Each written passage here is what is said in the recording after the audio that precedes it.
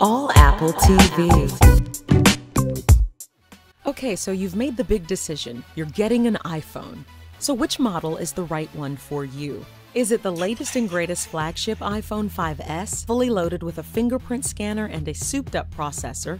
Or maybe the colorful, fun, and less expensive iPhone 5C?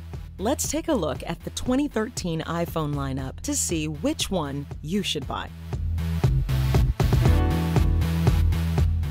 The iPhone 4S. If price is your greatest concern, then the zero-down iPhone 4S is a great choice. It's still a pretty terrific phone, has Siri, a decent camera, and it gets a fresh coat of paint with the new iOS 7. The downside, if you consider it such, would be a smaller screen, less memory, and a slower processor. But when's the last time you heard an iPhone user complain about the speed or responsiveness of their device? The 4S is still smooth and high in performance. So if you really want an iPhone and money is tight, get the 4S. The new 5C, for the colorful. In terms of specs, the iPhone 5C is based on last year's iPhone 5. It's $100 less expensive than the 5 upon its release last year, and it's aimed at those who are a little bit price conscious and enjoy making a statement with their tech.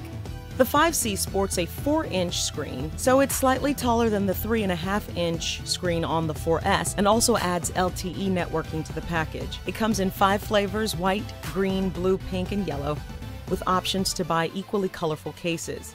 So if you want a slightly better price and a new palette of fantastic colors, you can save $100 and get the 5C.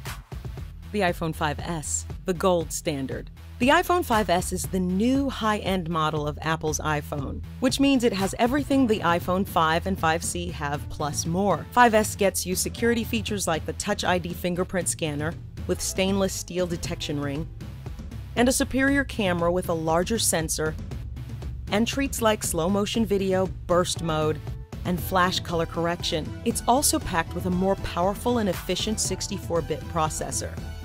The 5S will cost you more up front, but will last you longer in the market. If you're a power user and you have to have the latest and greatest, well, the 5S is for you. Here's the bottom line. If you're not on contract or are eligible for an upgrade for any reason, you absolutely should buy the 5C or the 5S.